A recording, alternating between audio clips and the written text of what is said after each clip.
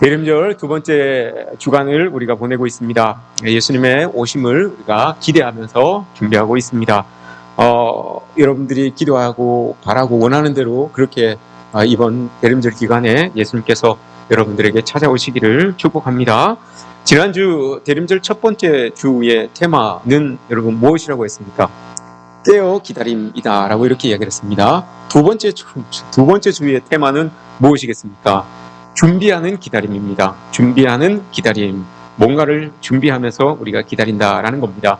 오늘 우리가 읽은 이 본문 이사야서는 하나님의 심판과 하나님의 회복, 이 두 개를 동시에 이야기하는 책이 이사야서입니다. 세 부분으로 나눌 수 있습니다. 크게 39장까지와 또 40장에서 55장까지와 56장에서 66장까지 이렇게 세 부분으로 나눌 수 있죠. 1장에서 39장까지를 보시면 이 심판에 대한 내용입니다. 이스라엘뿐만이 아니라 이스라엘 주변에 있는 열국들도 이러한 이유로 하나님께서 심판을 베푸실 것이다 라고 예언하고 있습니다. 그리고 40장부터 55장은 그렇게 베풀어 놓으신 그 심판을 하나님께서 이제 돌이키셔서 회복하실 것이다 라고 이렇게 말씀을 하시는 거죠. 그리고 56장부터 66장은 아직까지 이스라엘 백성들이 이 심판을 하나님께서 회복시켜 주지만 아직까지 포로의 생활에서 너희들이 돌아오지는 못할 것이다. 그러나 포로의 생활에서 돌아오면 이렇게 될 것인데 그 삶에 합당한 사람의 모습은 뭔가? 이게 여러분 이사야 56장부터 66장까지의 내용입니다. 돌아와서 하나님께서 회복하실 시온에서 살아갈 사람의 합당한 모습, 이게 56장에서 66장까지의 내용이죠. 오늘은 40장 회복의 시작을 알리는 말씀입니다. 우리가 읽은 이 말씀, 회복을 알리는 말씀인데 여러분께 한번 여쭤보겠습니다. 하나님께서 이스라엘을 심판하신다고 하셨는데 그 심판의 계기가 뭐겠습니까? 하나님이 왜 이스라엘을 여러분 심판하신다라고 이렇게 말씀을 하셨을까요? 1장 2절에서 밝히고 있어요. 하나님께서 이스라엘 백성들을 심판해야 되겠다라고 하신 말씀은 이런 거예요. 내가 아들을 낳아서 잘 양육했는데 그 아들들이, 그 자녀들이 나를 버렸다, 나를 거역하였다, 나를 배반하였다라고 이렇게 이야기를 합니다. 예레미야 선지자는 3장 22절, 예레미야 3장 22절에서 거역한 자식들이라고 이렇게 이야기를 합니다. 하나님께서 애써 그들을 낳으시고 기르시고 먹이시고 입히시고 해서 장성하게 이렇게 만들어 놓으셨는데 그 아들이, 그 자녀들이 그러면 하나님을 등지고 하나님을 버렸어요. 아버지인, 자기의 부모인 아버지를 버리고 거역하여서 배역하면서 살아갔어요. 그래서 하나님께서 그게 계기가 되어서 내가 너희들을 징계하겠다, 혼을 내겠다라고 이렇게 말씀을 하시는 겁니다. 쭉 이렇게 그 말씀들이 이어지게 되는 거예요. 이사야 선지자를 통하여서 말씀하시기를 하나님께서 이렇게 징계를 하신다라고 합니다. 그 징계의 마지막 부분에 39장에 히스기야 왕에 대한 내용이 나옵니다. 히스기야 왕에 대한 이야기를 이렇게 보여주면서 내가 이렇게 징계하겠다라고 말씀하시는 거예요. 히스기야가 병에 걸려서 하나님께 기도하여서 나았습니다. 너무너무 기뻐서 막 이렇게 즐거워하죠. 하나님께 영광을 돌립니다. 근데 그 소식을 주변에 있던 바벨론이라고 하는 나라에서 그 왕이 들었어요. 그래서 사신을 보냅니다. 축하합니다. 참 잘된 일입니다. 라고 이렇게 사신을 보내죠. 근데 그 사신을 맞이한 이 히스기야가 하나님께서 자기를 낫게 해주시고 이렇게 해주셨는데 그걸 잊어요. 그걸 잊고 자기가 이 병 나은 것에 대하여서 자랑을 합니다. 막 자랑을 하면서 자기 성전에 있는 모든 것들을 그 바벨론 사람들에게 다 보여줍니다. 바벨론에서 온 그 사신들에게 다 보여줘요. 군기도 보여주고 안에 성전 안에 있는 내탕고도 보여주고 다 보여줍니다. 그걸 자랑한 거예요. 자기를 자랑한 거예요. 내가 이 정도 됩니다 라고 자랑하는 겁니다. 그래서 하나님께서 그걸 보여주면서 선지자를 통하여서 히스기야를 책망하죠. 당신이 보여준 그 모든 것들이 바벨론으로 이제 다 옮겨지게 될 겁니다 라고 이렇게 말씀을 하세요. 그게 여러분 이스라엘과 유다가 바벨론의 포로가 된다는 징조로 보여주신 거예요. 교만하고 하나님을 버린 것에 대하여서 하나님께서 히스기야를 통하여서 징조를 보여주시는 것처럼 이렇게 이스라엘이, 유다가 이 바벨론으로 옮겨지게 된다, 포로가 된다라는 것을 보여주는 겁니다. 사인으로 보여주는 거죠. 그리고 나서 정말 예언대로 150년, 200년이 있다가 그 일들이 일어나게 됩니다. 예루살렘 성전이 무너지고 백성들이, 이스라엘 백성들이 바벨론으로 포로로 끌려가게 되는 일들이 일어납니다. 그래서 바벨론의 수치와 고통과 욕을 당하게 되고 어떤 곳에서도 이제 희망을 찾아보기 힘든 그런 상황에 놓여지게 됩니다. 그런 이스라엘을 통하여서 이제 오늘 40장에서 회복을 선포하시는 겁니다. 그런 어려운 상황에 바벨론의 포로가 되어서 어려운 상황에 처해져 있지만 그 상황이 영원한 것이 아니라 하나님께서 그래도 여러분들에게 회복을, 희망을 선포하십니다 라고 이렇게 오늘 말씀에서 이야기를 하고 있는 겁니다. 본문 2절에서 보시면 여러분, 하나님이 심판을 베푸시든지 회복을 베푸시든지 간에 하나님의 마음은 똑같아요. 하나님이 여러분 이스라엘 백성들을 미워서 막 심판을 하는 게 아니에요. 하나님의 마음은 오늘 우리가 읽지는 않았지만 1절 말씀을 보시면 너희의 하나님이 이르시되 너희는 위로하라, 내 백성을 위로하라. 이게 여러분 하나님 마음이에요. 비록 이스라엘이 자식이 아버지를 버리고 떠났지만, 여러분 누가복음 15장에서도 이야기하잖아요. 그 자식이 떠나 있지만 아버지는 늘 아침마다 일어나서 동구 밖에 가서 내 아들이 언제 돌아오나 그걸 기다리고 있었던 사람이 아버지의 마음이에요. 오늘 하나님의 마음도 마찬가지입니다. 그렇게 징계로 바벨론에 끌려가서 아픔을 겪고 고통을 겪지만 하나님은 그 백성들을 위로하고 싶은 마음이 마음속에 있어요. 늘 그게 이 하나님의 마음이라는 것을 우리는 깨닫고 있어야 되는 거죠. 그래서 오늘 하나님께서 이스라엘 백성들을 향하여서 선지자를 통하여서 그 백성들을 위로해야 되겠다, 우리 함께 위로하자라고 이렇게 말씀을 하시는 겁니다. 그 말씀, 위로하는데 어떤 내용을 가지고 여러분 위로를 해줍니까? 이스라엘 백성들에게 있어서 어떤 말이 여러분 위로가 되겠습니까? 포로로 끌려가서 고통 중에 있는 그 이스라엘 백성들에게 내가 위로를 해야 되겠는데, 저들에게 내가 위로의 말을 해야 되겠는데 어떤 말을 해야지만 여러분 그 이스라엘 백성들이 위로가 되겠습니까? 2절에서 이렇게 이야기를 합니다. 너희는 예루살렘의 마음에 닿도록, 그 사람들의 마음이 위로가 되도록, 그 사람들의 마음에 감동이 되도록 네가 말하며 라고 이렇게 이야기를 하죠. 그리고 그 뒤에 말할 내용을 가르쳐 줍니다. 그것에게 외치라. 뭘 외칩니까? 노역의 때가 끝나고 죄악이 사함을 받았느니라. 모든 죄로 말미암아 여호와의 손에서 벌을 배나 받았느니라. 이렇게 전하라는 거예요. 이제 여러분들이 노역, 그 바벨론에서 군대를 복무하는 것처럼 지냈던 그 때가 이제 끝납니다. 그리고 그렇게 계기가 되었던 여러분들의 죄, 그것도 하나님께서 대가를 다 치러주셨습니다. 여러분들 하나님께서 혹독하게 여러분들을 이렇게 대하셔서 2배나 그 죄값을 치른 것처럼 그 죄가 다 사해졌습니다. 그러니 이제 위로를 받으십시오 라고 이렇게 하나님께서 선지자를 통해서 이렇게 말씀하는 거예요. 이스라엘 백성들을 통해서 여러분 이제 그 복의 때가, 너에게 때가 끝납니다. 죄악도 다 사하여 주셨습니다. 이제 하나님께서 우리를 용서하시고 우리는 하나님의 백성으로 다시 돌아갈 수 있습니다 라고 이렇게 선포를 하는 겁니다. 오늘 말씀을 여러분 자세히 보시면 하나님의 위로, 이 땅을 살아가는 모든 그리스도인들은 다 하나님의 위로를 받기를 원합니다. 우리의 삶이 공고하고 힘들어서 하나님의 위로를 받기를 원하죠. 근데 그 위로를 받기 위해서 우리에게 먼저 선행되어야 되는 것이 있다는 것을 오늘 본문이 보여주죠. 뭡니까 여러분? 그 위로를 받기 위하여서 우리에게 요구되는 것이 뭡니까? 2절에서 말씀하시는 것처럼 죄로 말미암아서 그 죄, 그럼 그 죄가 해결이 돼야 되는 거예요. 그 죄가 해결이 돼야지만 하나님께서 우리를 위로해 주시고 그 위로가 우리에게 온전한 위로가 될 수 있다는 것을 오늘 말씀에서 보여주시죠. 그리고 난 다음에 죄도 끊어지고 노역도 끝나고 하나님의 위로도 우리에게 임했어요. 그리고 난 다음에 이제 3절에서 본격적으로 하나님께서 외쳐주십니다. 외치는 자의 소리여 이르되 너희는 광야에서 여호와의 길을 예비하라. 이제 위로받은 사람들이 하나님과 하나님이 통치하실 그 위로된, 회복된 내 삶의 자리, 그 길을 어떻게 만들어야 되는지 그걸 이제 요구하고 있는 거예요. 하나님께 위로를 받은 사람들이라면, 하나님께 회복을 얻은 사람들이라면 이제 그 위로를 더 받기 위하여서 내 삶의 자리를 이렇게 만들어야 됩니다. 하나님께서 위로해 주실 그 하나님께서 우리에게로 오시는데 그 오실 주님을 위하여서 우리가 이렇게 해야 됩니다 라고 이렇게 말씀하고 있는 겁니다. 대로를 만들고, 하나님을 위하여서 대로를 만들고 길을 예비하라 라고 이렇게 말씀하고 있습니다.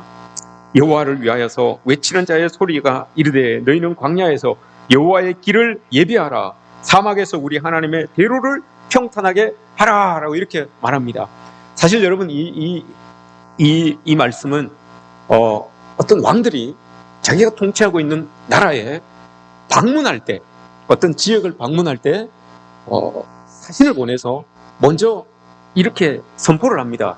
우리의 왕이 얼마 있다가 이곳에 오실 것입니다. 그러니 준비하십시오, 이 말입니다. 그걸 지금 선포하고 있는 거예요.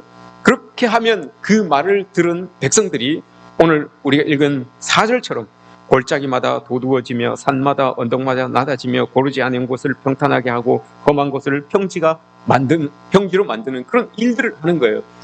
얼마 있다가 우리 동네에 왕이 오신다고 하니 우리가 그 왕이 오실 길을 준비해야 됩니다. 그러니 평탄하지 않은 곳은 평탄하게 만들고 굴곡진 것은 굽게 만들고 메워지지 않은 곳은 움푹 파여 있는 곳은 메워지게 만들어야 됩니다. 그래서 사람들이 막 그 일을 하는 거예요. 그 일을 하는 이유가 있어요, 여러분. 그 일을 아주 사람들이 즐겁게 해요. 골짜기를 메우고 산을 낮추고 굽은 곳을 평탄하게 하고 헛게 만들고 험한 곳을 평탄하게 하고 하는 그 백성들이 여러분 그걸 기쁘게 해요. 왜 기쁘게 하겠습니까, 여러분? 그 왕이 그 길을 통하여, 자기들이 만든 그 길을 통하여서 그곳에 오잖아요. 그 동네에 오잖아요. 그러면 그 동네에 와서 이야기를 들어요, 왕이. 사실 왕이시여, 우리가 이러이러했는데 이게 이루어지지 않았습니다. 이게 들려지지 않았습니다. 이게 우리를 관리하는 사람들로 인하여서 이게 우리에게 행해지지 않았습니다. 자기들의 어려운 삶을 대하여서 왕에게 이야기를 해요. 자기들에게 이루고자 했지만 이루어지지 못했던 그 모습들을 왕에게 이야기해요. 그러면 그 왕은 그 이야기를 듣고 그걸 해결해 주는 거예요. 그런 마음이 있기 때문에 이 명령을 들은 사람들은 힘을 다하여서 기쁜 마음으로 골짜기를 메우고 산을 낮추고 굽은 곳을 펴고 험한 곳을 평지로 만드는 거예요. 그 길을 통하여서 왕이 오면 우리의 모든 것들을 들어주시기 때문에, 우리의 모든 것들을 해결해 주신다는 그 기대가 있기 때문에 즐거운 마음으로 이 일을 하는 거예요. 그래서 오늘 외치는 자의 소리, 이 사람도 이스라엘 백성들을 향하여서 그렇게 외치는 거예요. 하나님께서 이제 오실 텐데 그 오실 길을 평탄하게 하십시오. 그 대로를 만드십시오. 그러면 그가 와서 골짜기를 도두고 산을 낮추고 굽은 곳을 펴고 험한 곳을 평지가 되게 만들어 주실 것입니다 라고 이렇게 말씀하시죠. 그러니 여러분들도 이렇게 하십시오 라고 이렇게 말씀하고 있는 거예요. 이게 여러분 하나님이 오실 길을 준비하는 자의 모습인 거죠. 하나님이 오셔서 이러이러하게 해줄 것이니까 여러분 기대를 안고 그 일을 행하십시오 라고 이렇게 말하고 있는 겁니다. 신약에서 여러분, 신약 성경에서 자기 자신을 일컬어서 나는 광야에서 외치는 자의 소리입니다 라고 이렇게 말한 사람이 있습니다. 나는 광야에서 외치는 자의 소리입니다 라고 이렇게 이야기한 사람, 세례 요한이죠. 요한복음 1장 23절에서 자기 스스로가 그렇게 이야기를 해요. 나는 선지자 이사야가 말한 바 광야에서 외치는 소리입니다 라고 이렇게 이야기를 해요, 자기가. 그럼 여러분 여기에서 이사야 선지자가 지금 외치는 자의 소리요, 3절에서 외치는 자의 소리요 라고 이렇게 말하는 건 이건 세례 요한을 지금 예언하고 있는 거예요. 그래서 세례 요한이 요한복음 1장에서 나는 이사야 선지자가 말한 바 광야에서 외치는 자의 소리입니다 라고 이렇게 말하잖아요. 그렇게 세례 요한은 자기가 이사야 선지자가 예언한 그 사람이 자기인 것을 알고 자기임을 드러내고, 그리고 그 사역을 지금 이 세례 요한이 감당하고 있어요. 세례 요한이 여러분 어떤 일들을 감당합니까? 오늘 말씀에서 이야기한 것처럼 너희는 여호와의 길을 예비하라, 하나님이 오실 그 하나님의 대로를 평탄하게 하라라고 이렇게 말씀하셨는데, 그걸 여러분 세례 요한이 감당해요. 세례 요한은 어떻게 하나님의 대로를 평탄하게 할까? 주께서 오실 그 길을 예비할까? 이걸 여러분 세례 요한이 잘 보여주고 있어요. 세례 요한이 지금 광야에 나가 있잖아요. 유대 빈들에 나가 있어요. 마태복음이나 마가복음이나 읽어보시면 여러분 지금 세례 요한이 유대 광야에 나가 있어요. 광야에서. 그래서 광야에 외치는 자의 소리라고 이렇게 말하는 거죠. 히브리인들은 광야라고 하면 두 가지 개념을 탁 떠올려요. 모든 사람들은, 히브리 사람들은 광야라고 하면 그곳에는 하나님의 말씀이 있는 곳이지. 왜냐하면 옛날에 여러분 우리의 선조들이, 히브리 이 선조들이 그걸 경험했거든요. 광야에서 하나님의 말씀을 경험했거든요. 그래서 광야라고 하면 하나님의 말씀이 있는 곳이지 라고 이렇게 떠올려요. 그리고 또 하나는 광야라고 하면 하나님의 임재가 있는 곳이지, 그곳에 나가면 하나님의 임재를 경험할 수 있는 곳이지라고 이렇게 생각하고 있어요. 이스라엘 백성들이 그렇게 했으니까요. 자기들의 선조들이 광야에서 하나님의 임재하심을 경험했기 때문에 이 사람들은 광야라고 하면 그런 두 가지 개념을 가지고 있어요. 그래서 요한도, 지금 세례 요한도 광야에 나가 있는 거죠. 하나님의 말씀이 떨어지는 곳이고 하나님의 임재가 경험되는 그곳이니 그곳에서부터 나는 하나님의 말씀을 증거하겠다, 외치는 자의 소리에 사명을 감당하겠다라고 하는 마음으로 그곳에 나가 있는 거예요. 그리고 세례 요한이 이제 복음서에서 이야기를 합니다. 오늘 말씀처럼 골짜기를 도두기 시작합니다. 산을 낮추기 시작합니다. 그리고 굽은 것을 곧게 펴기 시작합니다. 험한 것을 평탄하게 만들기 시작합니다. 그걸 여러분 세례 요한이 어떻게 했습니까? 어떤 사역을 통하여서 골짜기를 메우고 산을 낮추고 험한 것을 평탄하게 만들고 굽은 것을 여러분 곧게 만들었습니까? 세례 요한은 다른 거 하지 않았어요, 여러분. 딴 거 하지 않고 세례 요한이 뭘 이야기했는가 하면 죄사함을 받게 하는 회개의 세례, 이걸 이야기했어요. 죄사함을 받게 하는 회개의 세례를 이 세례 요한이 전하고 가르치고 했어요. 그랬더니 그 가르침을 들은 사람들이, 그 회개의 세례를 받은 사람들이 울며 자복하고 나와서 그 세례 요한에게 세례를 받습니다. 세례 요한이 지금 여러분 이 오늘 말씀에서 이야기하고 있는 골짜기를 메우고 산을 낮추고 굽은 것을 곧게 하고 험한 것을 평탄하게 하는 작업, 그 맨 처음 작업이 여러분 그거였어요. 회개를 선포하는, 죄사함을 선포하는 회개, 이 말씀을 선포한 거예요. 이게 없으면 산은 메워지지 않아요. 골짜기가 여러분 메워지지 않아요. 산이 낮아지지 않아요. 이걸 세례 요한은 알고 있었기 때문에 그들에게 제일 필요한 게 지금 이거다라고 하면서 그들에게 죄사함을 받게 하는 회개를 선포합니다. 그리고 그 회개의 표징으로 세례를 베풀게 돼요. 그러니 사람들이 그걸 듣고 자기들이 깨달아요. 그 사람들이 하나님의 말씀을 잊고 있었던 그 사람들이 그 세례 요한의 그 말씀을 깨달아요. 죄사함을 받게 하는 그 회개의 말씀을 깨닫게 됩니다. 그래서 깨닫고 나와서 다 자복합니다. 눈물을 흘리며 자복하면서 자기들이 잘못됐다고 그걸 하나님께 회개하며 세례를 이렇게 받는 모습을 보게 되는 거죠. 그리고 난 다음에 세례 요한이 말합니다. 회개의 세례를 베풀고 나서, 그걸 가르치고 나서 세례 요한이 이야기합니다. 내 뒤에 오시는 분은 우리가 받은 이 세례보다도 더한 세례를 우리에게 베풀 겁니다. 그분이 예수 그리스도이십니다. 그걸 여러분 딱 말해요. 그게 여러분 여호와께서 오실, 하나님께서 오실 길을 예비하는 게 바로 그거예요. 그렇게 회개를 선포하고 난 다음에 돌아온 사람들을 향하여서 그들에게 예수님을 딱 소개합니다. 이 예수님이 내가 베푼 이 세례보다도 더 큰 능력으로 우리에게 오실 분입니다. 그분이 우리를 구원하실 예수 그리스도이십니다. 오실 그분입니다. 라고 이렇게 딱 예수님을 이렇게 소개하고 있습니다. 그래서 여러분 사복음서를 보시면 예수님의 사역이, 세례 요한이 이렇게 소개하고 난 다음부터 예수님의 사역이 시작돼요. 세례 요한이 이렇게 회개의 세례를 베풀고 난 다음에 예수님을 딱 소개하고 나고 그 후에 예수님께서 예수님의 본격적인 사역, 복음 사역을 시작하시게 되는 거예요. 딱 소개를 딱 하고 이분입니다 라고 이렇게 딱 전면에 딱 내세우고 세례 요한은 뒤로 빠지고, 그리고 예수님께서 그 사역을 딱 베풀어 가서는 일들이 사복음서에 일어나는 거죠. 이게 여러분 오늘 말씀에서 하나님의 길을 예비하는 모습입니다. 이게 시온의 대로를 예비하는, 하나님이 오실 그 대로를 예비하는 모습이 바로 이거예요, 여러분. 세례 요한은 정확하게 알고 있었어요. 너무나 완벽하게 하나님의 오실 길을 준비했어요. 자기가 딱 소개하고 자기는 뒤로 싹 빠지고 하나님이 딱 나타나셔서, 예수님이 나타나셔서 그 자리를 매김해내시는 그런 사역을 감당하도록 이 세례 요한이 지금 베풀고 있는 거죠. 그렇게 요한이 예수 그리스도를 딱 그 자리에 있어야 될 그 자리에 이렇게 소개해 주시고 세례 요한은 뒤로 이렇게 빠지게 되는 거죠. 오늘 말씀 이야기하는 게 여러분 그거예요. 세례 요한이 이런 사역들을 할 것이다 라고 이렇게 예언을 하고 있는 거죠. 그걸 외치는 자의 소리라고 이렇게 말하고 있는 겁니다. 여러분 우리도 우리의 삶이 광야 같을지라도, 세례 요한이 있는 그 광야 같을지라도, 사막 같을지라도 꼭 기억해야 됩니다. 여러분 사막이 비단 나쁜 것만은 아닙니다. 이스라엘 백성들이 생각했던 것처럼 내가 사막에 있으면 이곳에서 내가 하나님의 말씀을 만날 수 있는 기회가 더 많이 주어지겠구나.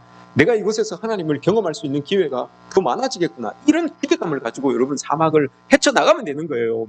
하나님의 말씀이 이곳에 떨어지고 하나님의 임재가 이곳에 나에게 있을 것이구나라는 그 기대를 가지고 여러분 우리도 이 사막과 같은 우리의 삶의 자리에서 여호와의 길을 준비해야 되는 게 우리의 모습입니다. 그냥 사막에 있다고 해서 주저앉아 있는 것이 아니라 이곳에서 하나님의 말씀을 바라고 하나님의 임재를 기대하면서 우리에게 주어진 그곳에서라도 여러분 길을 만들어갈 수 있는 그런 우리가 되어야 되는 거죠.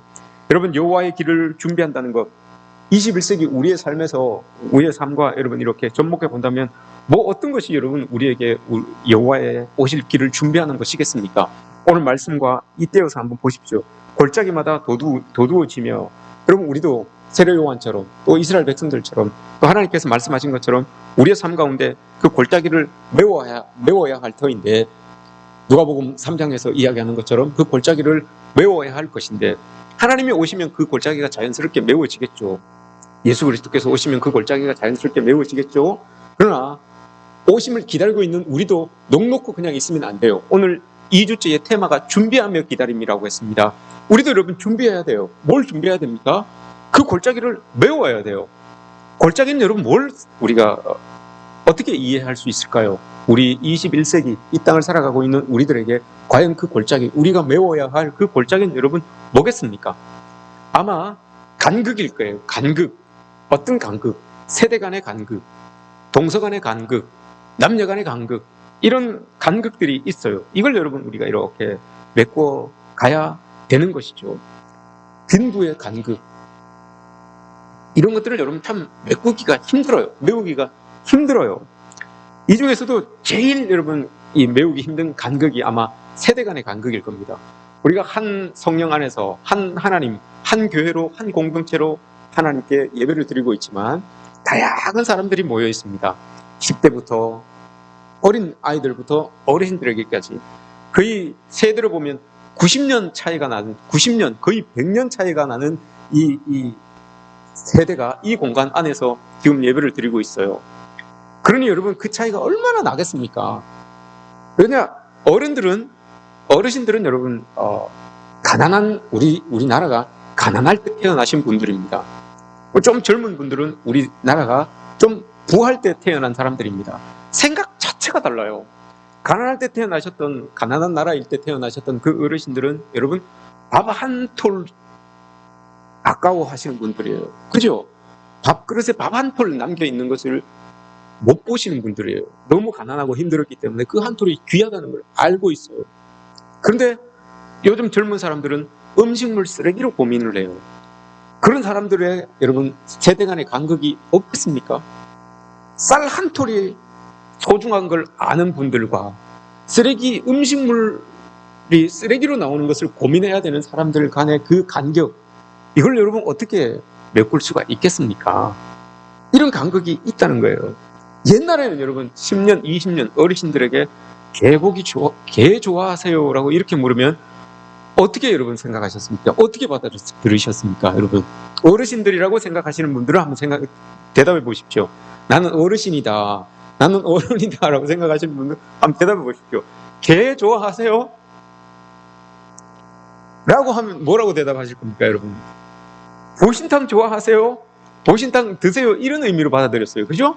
근데 요즘 젊은 세대라고 생각하시는 분들은 한번 대답해 보십시오. 개 좋아하세요? 라고 하면 뭐라고 대답을 할까요? 나 반려견 있는데, 나도 반려견 키우는데 혹시 반려견 키우고 있어요? 반려견 있으세요? 이렇게 물어보는 걸로 받아들여요, 젊은 사람들은. 그게 벌써 다르잖아요. 벌써 의미가 달라요. 그죠? 이렇게 의미가 다르단 말입니다. 그러니 뭐 옛날 어르신들은 그 핸드폰을 가지고 있는 것도 좀 어려우셨지만 그래도 핸드폰을 가지고 있으신 분들이 가끔 가다가 내 막둥이입니다, 우리 막둥이입니다 라고 이렇게 보여주시잖아요. 그죠? 이렇게 보여주시면 뭐라고 대답합니까? 아이고 참 귀하게 참 잘 키우셨네요. 참 이렇게 덕담을 해줘요. 요즘은 여러분 핸드폰에서 내 막둥이입니다 라고 이렇게 보여주면 개가 한 마리 하고 있는 게 그게 들어있어요. 이런 차이가 있어요. 이 간극을 어떻게 메우겠습니까? 이런 간극들이 있다는 거죠. 우리가 살아가는 이 공간에서, 한 공간에서 예배 드리는 우리에게도 여러분 이런 간극이 있어요. 이런 것들을 여러분 우리가 어떻게 해야 됩니까? 이걸 메워야 된다는 겁니다.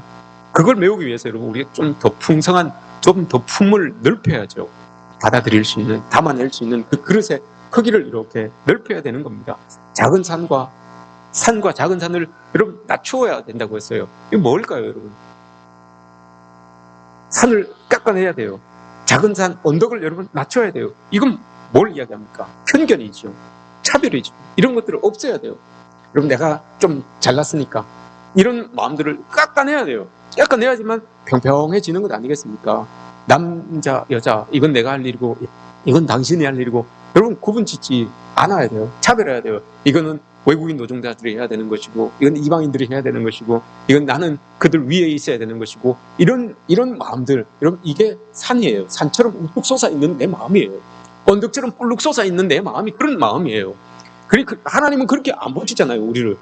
하나님은 그렇게 안 보시는데 하나님께서 자기의 형상 따라 만드신 우리는 그 마음이 그 못된 마음이 어디에서 생겼는지, 이게 여러분 우리의 마음속에 산처럼 쭉 솟아 있어요. 언덕처럼 뿔룩 솟아 있어요. 근데 하나님께서 말씀하세요. 그거 깎아내야 된다. 그거 깎아내야지만 하나님의 위로가 우리가 만드시는 그 길을 통하여서 우리에게 온다라고 이렇게 말씀하시죠. 여러분 한 번에 탁 깎아낼 수 없어요. 조금씩 깎아내시면 됩니다. 그리고 오늘 말씀에서 굽은 것을 굽게 하라고 합니다. 굽은 것을 굽게 하래요. 뭐가 여러분 굽습니까? 제대로 여러분 우리의 삶 가운데서 부정한 모습들, 부패한 모습들, 거짓된 모습들, 이게 다 우리를 굽게 만드는 거예요. 이게 다 우리를 굽게 만들어요. 거짓된 것이 정직한 하나님의 눈길로 살아가야 되는 우리를 굽게 만들어요.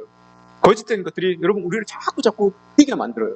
이걸 여러분 올바르게 굳게 하나님의 말씀을 펴야 돼요. 펼 때 여러분 아파요. 그냥 쑥장 뺀다고 되는 게 아니잖아요. 여러분 그 척추 측만증 이렇게 굽어서 그거 제대로 하는데 여러분 아프잖아요. 힘들잖아요. 치아 교정하는데 그게 쉽습니까, 여러분? 다리 교정하는데 쉽습니까? 아파요. 힘들어요. 척추를 여러분 고쳐 세우는데 이게 힘들어요. 그래도 여러분 해야 돼요. 그게 하나님께서 우리에게 21세기를 살아가는 그리스도인들에게 요구하는 그 굽은 것을 굽게 하는 거예요. 험난한 것을 평탄하게 해야 돼요, 여러분. 험난한 게 뭡니까, 여러분? 폭력이에요. 난폭함이에요. 분노예요. 이런 험악한 것들, 이런 것들을 여러분 우리가 평평하게 만들어야 돼요. 특별히 우리의 언어 폭력, 또 정신적인 폭력, 이런 것들을 여러분 우리가 평평하게 만들어야 돼요. 말로 행하는 이런 폭력들, 이런 것들을 여러분 우리가 평평하게 만들어야 되는 것이죠.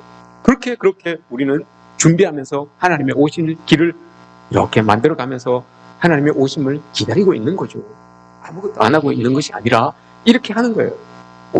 불룩해진 내 산을, 교만한 내 산을 깎아내는 것이고, 그렇게 간격 뚝 떨어져 있는 그 간격을 조금씩 메워가는 것이고, 그렇게 굽어 있는 그런 거짓된 부분들을 조금씩 펴나가는 거예요. 그게 여러분 우리가 예수님의 오심을 기다리면서 할 수 있는 우리의 모습인 것이죠. 여기에서 여러분 말씀이 다 끝나는 것이 아니라 더 중요한 말씀을 뒤에 하세요. 6절에서, 우리가 읽진 않았지만 6절에서 말하는 자의 소리요, 이 말하는 자의 소리, 이 말도 여러분 외치는 자의 소리랑 똑같아요. 단어가 똑같아요. 한 소리로 번역이 되어 있어요. 한 소리로 이렇게 번역이 되어 있죠. 콜꼬레라고 되어 있어요. 한국을 이야기하는 것 같은데 콜꼬레라고 되어 있는데 이게 한 소리예요. 한 소리가 외치는데 뭘 외치는가 하면 이렇게 외쳐요. 6절에서 이렇게 외쳐요. 내가 외칠 텐데 뭘 외칠까요? 라고 하니까 모든 육체는 풀이요 그의 모든 아름다움은 들의 꽃과 같다. 풀은 마르고 꽃은 시들나 여호와의 기운이 그 위에 불미라. 이 백성은 실로 풀이로다. 풀은 마르고 꽃은 시드나 우리 하나님의 말씀은 영원히 서리라. 이 말씀을 여러분 세례 요한이라고 예언된 이 외치는 자의 소리, 한 소리가 빵 외친 거예요. 풀은 마르고 꽃은 시듭니다. 그러나 하나님의 말씀은 영원합니다 라고 이렇게 외쳐요. 이게 뜬금없이 이걸 왜 외쳤을까요, 여러분? 뜬금없이 이걸 왜 외쳤을까요? 지금 이 이스라엘 백성들은, 이 예언을 받고 있는 이 이스라엘 백성들, 장차 예언을 받게 될 이 이스라엘 백성들은 바벨론의 포로의 상태, 어려운 상태에 처해지게 되는 거예요. 그 처해져 있는 상황에서 자신들의 상황을 이렇게 보니 그 거대하게 거지없는 그 바벨론이 영원할 것 같아요. 그 우리를 억누르고 우리를 핍박하고 고통 주는 그 바벨론의 힘이 영원할 것 같아요.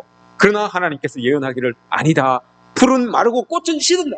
거대할 것 같이 무너지지 않을 것 같은 그 바벨론 제국이, 바벨론이 우리를 향하여서 내리고 있는 그 고통스러움과 그 아픔과 이것들이 영원할 것 같지만 영원하지 않다. 풀은 마르고 꽃은 시든다.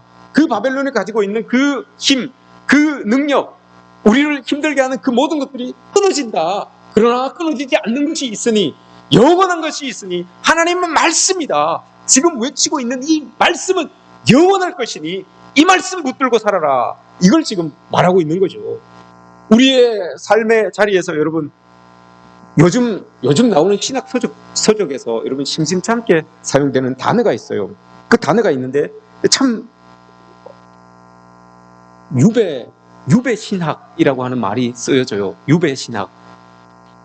서구의 교회도 마찬가지고 우리나라의 교회도 마찬가지고 지금 이 땅에 있는 모든 교회들이 바벨론 포로와 같이 그렇게 지금 놓여져 있다라고 이렇게 이야기를 해요. 유배 신학이라고 해서 모든 교회들이, 이 땅에 존재하고 있는 교회들이 바벨론 거대한 제국, 그 제국이 압제하고 있는 것처럼 교회가 힘들어하고 있다, 고통당하고 있다, 어려움 당하고 있다라고 이렇게 말하고 있어요. 교회가 지금 처해 있는 상황이 그렇다는 거예요. 오늘 말씀에서 여러분 그렇게 이야기를 하잖아요. 꽃은 시듭니다. 풀은 시듭니다. 꽃은 마릅니다. 그러나 하나님의 말씀은 영원합니다. 라고 이렇게 말씀하시잖아요. 근데 이 말씀이 신약 성경에도 여러 번 인용이 돼요. 야고보서 1장에서도 부한 사람들을 경고할 때 이 말씀을 써요. 부한 사람들, 그렇게 부함을 자랑하지 마십시오. 언젠가 그거 없어집니다. 라고 하면서 이 말씀을 인용해요. 베드로 사도도 또 인용을 합니다. 베드로전서 1장에서 하나님의 말씀을 이야기하면서 힘들고 어려울 때 하나님의 말씀을 꼭 붙드십시오. 다른 것들은 다 흔들리고 어렵고 해도 하나님의 말씀은 흔들리지 않습니다. 라고 하면서 베드로 사도도 이 말씀을 인용해서 사용하고 있어요. 이사야 선지자가 오늘 이 말씀을 이야기하는 것도 그거예요. 우리의 눈에 보이는 그 지금 상황, 아무것도 변하지 않았어요. 나중에 바벨론 포로가 되어 있는 그 상황 속에서 하나님의 위로가 임함에도 불구하고 그 상황은 아무것도 변하지 않아요. 그러나 그 변하지 않는 그 상황, 그거 영원하지 않습니다. 하나님께서 우리를 도우시면, 하나님의 말씀이 우리 가운데 임하시면 이 모든 것들이 다 변합니다. 라고 하면서 그 말씀을 전하고 있는 거예요. 그러니 하나님의 영원하신 그 하나님만 우리가 꼭 붙들고 살아가야 된다라고 이렇게 말씀을 하는 겁니다.